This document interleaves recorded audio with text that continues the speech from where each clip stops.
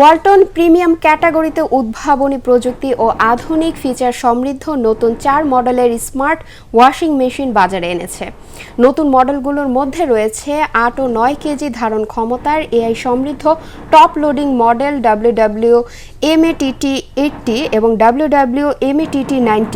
এছাড়া Steyn wash feature যুক্ত WWMAFB80 ও WWMAFB90, steam wash সুবিধা সম্পন্ন WWMAFD80 এবং ওয়াশার ড্রায়ার কম্বো WWMAFC12 এবং M বাজারে আনা হয়েছে।